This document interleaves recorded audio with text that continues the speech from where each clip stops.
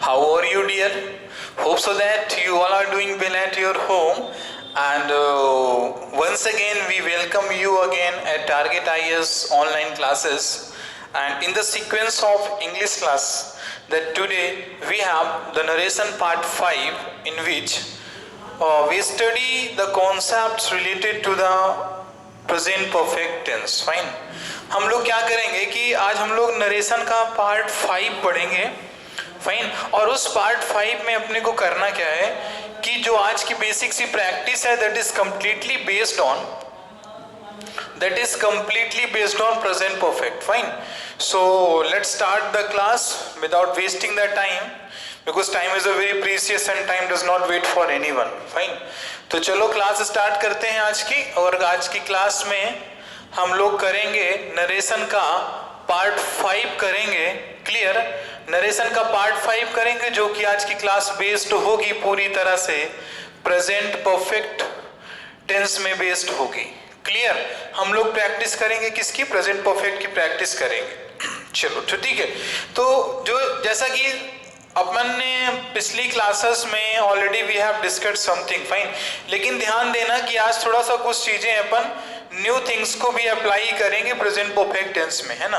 नहीं तो आपको भी क्या लगता होगा सर वही absolute version actually you just teach us, है ना. So class is just not actually sir for dash does for you, that I cannot say from this place. Fine. So let's start the class and we start the class with the practice. ठीक. चलो अब देखो sentence पहला क्या है. Suppose that कि यदि मैंने यहाँ पे लिख दिया Ram said to me,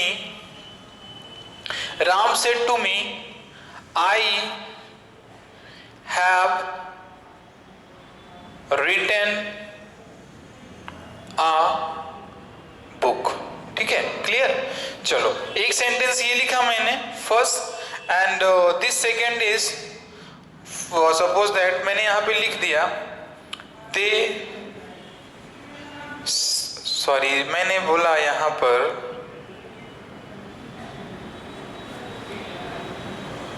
suppose that हाँ they said to Mukesh, they said to Mukesh, you will not, you have spoken in French. ठीक है. चलो तो अब देखो ये दो सेंटेंसेस दिए गए हैं आपके पास. क्लियर. तो इसमें करना क्या है आपको, वैसा ही जैसे एज यूजुअल हम लोगों ने जो प्रैक्टिस कर रखी थी उसकी टेंसेस की जो हमने प्रैक्टिस कर रखी है.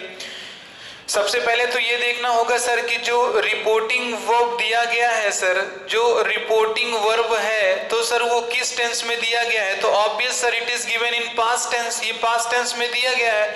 तो सर जो remaining part of the reported speech है, यानी ये पार्ट जो रिपोर्टेड स्पीच का ये वाला पार्ट है, तो नो डाउट इसमें तो चेंजेस आएंगे ही आएंगे. और वो चेंजेस क्यों आएंगे ये आपको क्लियर है, क्योंकि सर रिपोर्टिंग जो वर्ब है सर पास्ट टेंस में दिया है, तो रिपोर्टेड स्पीच का देखो टेंस तो चेंज होना लाजमी है.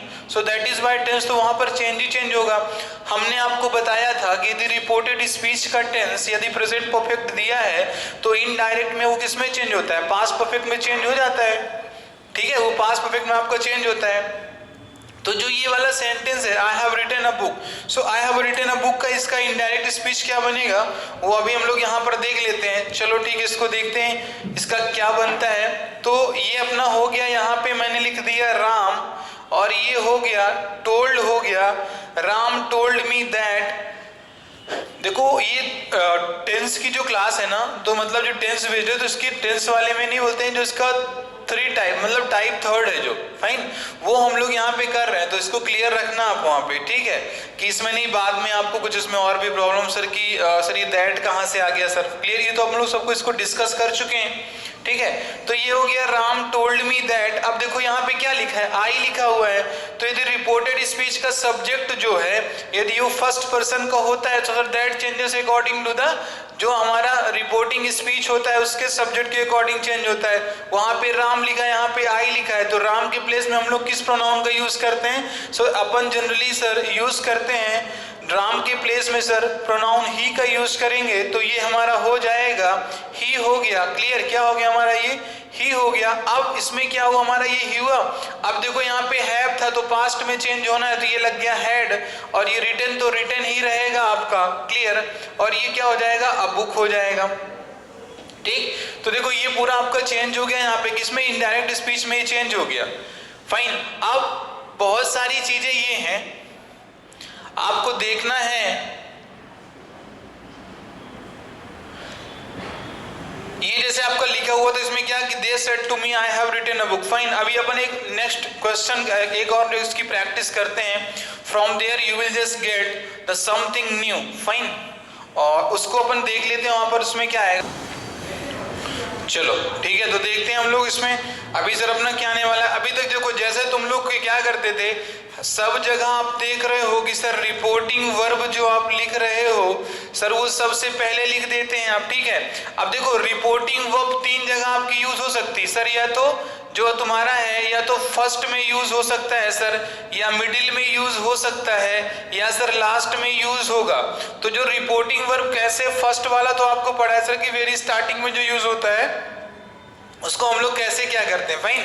और अब देखना कि यदि अपन इसको देख लेते हैं क्लियर कि सर ये और कहां पर कैसे यूज होना है सर इसको, तो अपन देखते हैं। चलो रिपोर्टिंग वर्ब को हम लोग पहले मतलब उसको पार्ट जो यानी स्टार्टिंग को छोड़ के हम लोग और इसको कहीं पर यूज करके देख लेते हैं। ठीक है, तो चलो उसको देखने। जैसे यहाँ पे मैंने लिख दिया you have studied physics, you have studied physics, और ये मैंने यहाँ पे कॉमा लगा दिया, ये मैंने यहाँ पे लिख दिया दे सेड। ठीक है ना, ये क्या लिखा है यहाँ पे? दे सेड लिखा हुआ है। फाइन। देखो नरेशन का ही पार्ट है, इसमें आपको कोई इशू नहीं होना चाहिए वहां पर। अब जैसे मैंने यहाँ पे लिख दिया, ये देखो यहाँ पे मैंने क्या लिखा? वो दे सेड लिखा है। दूसरा सेंटेंस यदि मैं लिखता हूं they have written a story, they have written a story, ये इन्वर्टेड कॉमा के अंदर है, कॉमा लग के वहां पे लिखा हुआ है राम सेड टू मी। क्या लिख दिया मैंने यहाँ पे? Ram said to me. अब इसमें देखो यहाँ पर अभी तक आप क्या कर रहे थे सर कि जो रिपोर्टिंग वर्ब यूज हो रहा था उसको आप फर्स्ट में यूज कर रहे थे सर, यहाँ पे पीछे यूज हो गया, तो क्या सर इसके लिए कोई नया कॉन्सेप्ट आएगा? नहीं, there will not be any new concept for such types of question. इस टाइप के प्रश्नों के लिए आपके पास कोई भी नया कॉन्सेप्ट नहीं होगा। जैसे आप अभी तक as usual you were transforming the sentences from direct into indirect, same as here also will be applied. यहाँ पर बिल्कुल उसी प्रकार क्या होगा? अप्लाइड होगा। ठीक है, अब जो ऊपर वाला है सेंटेंस लिखा है, क्या लिखा है? You have studied physics they said. तो मैं यदि इसको बनाने में आता हूं तो इसका क्या बनेगा? आप इसको क्लियरली देख लो, वहां पे क्या लिखा है? दे सेड मैं लिख दूंगा सबसे पहले, तो ये हो गया दे सेड दैट हो गया। यू लिखा हुआ है तो सर यू को आप या तो चेंज कर दो कि जो नहीं दिया गया है, जैसे यहाँ पर थर्ड पर्सन दिया गया, सेकेंड पर्सन, तो फर्स्ट पर्सन आप यू के प्लेस में लिख सकते हो। और यदि नहीं लिखना चाहते हो तो कोई बहुत बड़ा इशू नहीं, आप यू को यू ही लिख दिए यदि यहाँ पे, तो क्या हो गया? They said that you. अब ये हैव हो जाएगा, हैड हो जाएगा, ये क्या हो गया? स्टडीड फिजिक्स हो जाएगा कि नहीं हो जाएगा? बोलो, ये हो गया तुम्हारा स्टडीड फिजिक्स हो गया। देखो बन गया तुम्हारा, वैसे ही तो बना है, देखो दे सेड बना, लेकिन सर लिखा उस साइड था, वो at the last of the sentence this was written, लेकिन सर हमने इसको इनडायरेक्ट में क्यों पहले लिखा? तो मेरा जो कहने का मीनिंग है इसको क्लियर रखना आप सभी कि सर इनडायरेक्ट में सर जो स्ट्रक्चर चलेगा सर यही चलेगा सर। रिपोर्टिंग वर्ब आप कहीं भी लिखो, जहां पर लिखना आप उसको वहां पर लिखो। It is not a matter of great pleasure and it is just not a matter of just being confused. ये कोई मैटर नहीं है कंफ्यूज होने का। ठीक है, चलो क्लियर। अब ये लिखा तुम्हारा they have written a story Ram said to me. भैया इसमें क्या इशू है? कोई दिक्कत नहीं है, राम सेड टू मी लिखा है तो मैं क्या कर दूंगा, यहाँ पे मैं लिखूंगा Ram told me that, Ram told me that, they लिखा है थर्ड पर्सन है सर, चेंज नहीं होगा। Ram told me that they, have की जगह क्या हो जाएगा? हैड हो जाएगा, और ये क्या है तुम्हारा रिटन अ स्टोरी हो जाएगा। ये हो गया आपका रिटन अ स्टोरी, फाइन, ये सेंटेंस आपका बन गया। क्लियर? तो देखो ये सारी चीजें आपकी कुछ ऐसे नरेशन में आप इसको चेंज करते हो, ठीक? चलो अच्छी बात है। अब देखो कुछ एक्चुअली मैं आपसे कहना चाह रहा था कि if I just say to you और not, but for you practice, fine, आपकी प्रैक्टिस के लिए ये मैं चीजें यहाँ पर करा रहा हूँ। अदरवाइज सच पूछो तो ऐसा कुछ है नहीं, क्योंकि आपके माइंड में एक कॉन्सेप्ट होना चाहिए। ये एक्चुअली जो अपन यहाँ पे भी कर रहे हैं क्लास में, sir actually it is a wasting of time completely, we are just wasting our time. देखो आपको पता है कि जो रिपोर्टिंग वर्ब है सर, या तो वहां पर सेड या सेड टू लिखा हुआ है, मतलब पास्ट टेंस में यदि रिपोर्टिंग वर्ब है, ठीक है, किस टेंस में? यदि पास्ट टेंस में है सर तो कुछ इस प्रकार जो रिपोर्टेड स्पीच का सेंटेंस होगा तो चेंज होगा। यदि डायरेक्ट जो नरेशन है, जो डायरेक्ट नरेशन है और इनडायरेक्ट नरेशन में, अपन प्रेजेंट परफेक्ट तो कर लिए हैं, बचता है अपना क्या है सर? बचता है अपना प्रेजेंट परफेक्ट कॉन्टिन्यूअस बचता है।